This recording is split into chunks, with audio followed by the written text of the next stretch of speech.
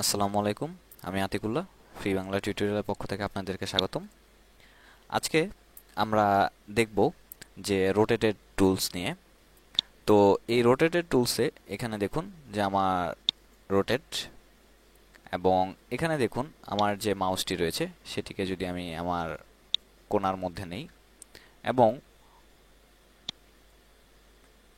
Alter press করে আমি চাইলে এটিকে এরকমভাবে রোটেট করতে পারি। আবার আমি যদি এটিকে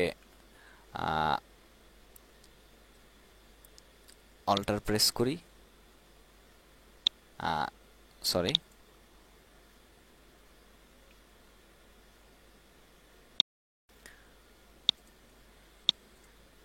এটিকে আমরা একটু বড় করলাম। এবার রোটেটরি টুলসে, রিফ্লেক্ট টুলসে যদি আমি যাই, তাহলে সিম্পলি এখানে দেখুন যে আমার এটিকে আমরা চাইলে রোটেট করতে পারলাম।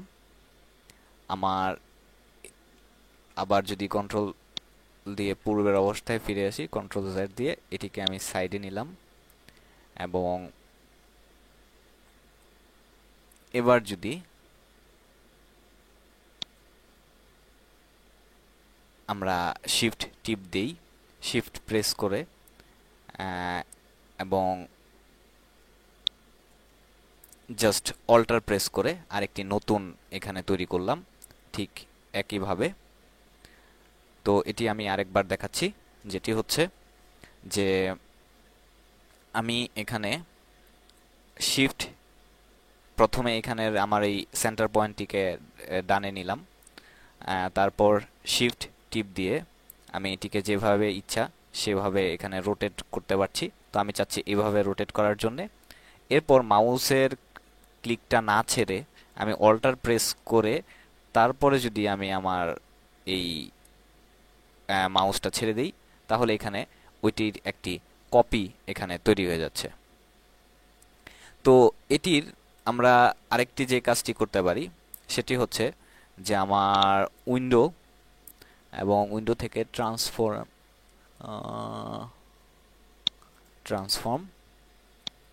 এবং এই ট্রান্সফর্মের মধ্যে আপনি এখানেও আপনার এটি রোটেট করতে পারবেন। আবার এখানে যেটি রয়েছে সেটি হচ্ছে যে আপনার বাঁকানোর জন্যে, যে আমি যদি মাইনাস দিই তাহলে দেখুন এদিকে বাঁকলো, আবার যদি দেই এদিকে বাঁকলো,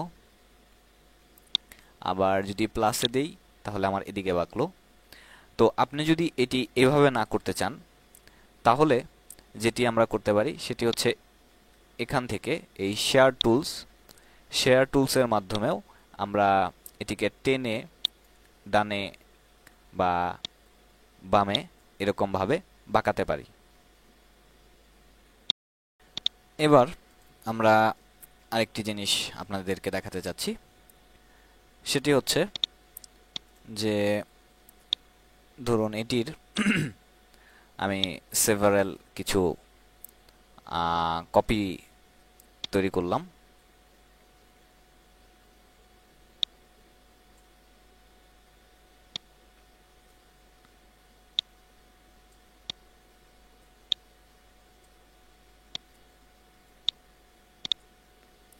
এবার এখানে আমি যে কাজটি করতে যাচ্ছি, যে এটি আমার উল্টাপাল্টা রয়েছে, উল্টাপাল্টা জায়গায়। তো আমি চাচ্ছি এগুলোকে আমি ঠিকঠাক মতনে সাজাতে, অ্যালাইনমেন্ট অনুযায়ী।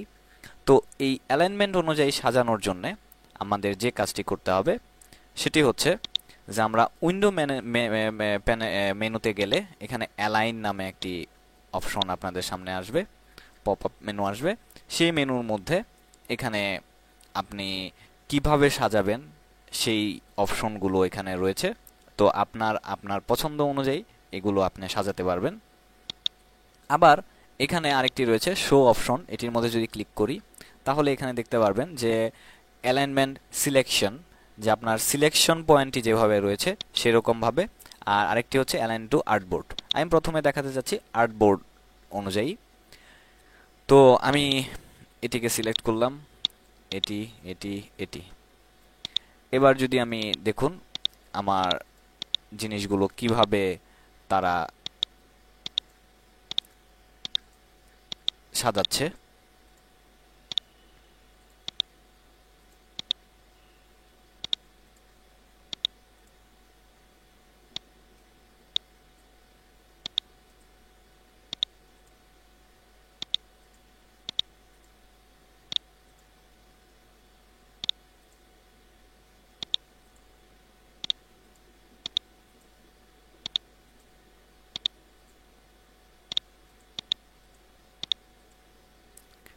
এবার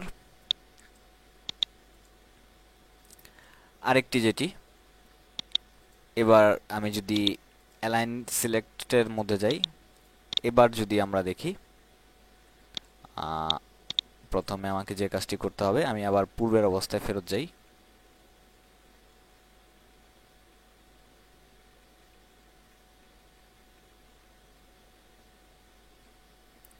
এবার এখান থেকে যদি আমার এই অ্যালাইন সিলেকশনের মধ্যে যাই, এবার আমি যদি এখানে যাই তাহলে দেখুন এটি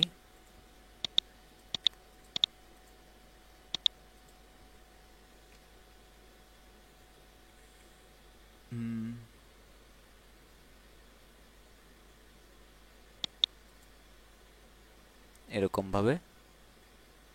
এবং এখানে আরেকটি ব্যাপার আপনারা খেয়াল করবেন যে আমার এখানে দুটি জিনিস আপনাদের অ্যালাইন সিলেকশনের ক্ষেত্রে আমার যেই বক্সটি ছিল যতটুকু জায়গা নিয়ে, ততটুকু জায়গার মধ্যে সে এটুকুই ডিস্ট্রিবিউট করছে, যেমন এটা এটার উপরে চলে আসছে।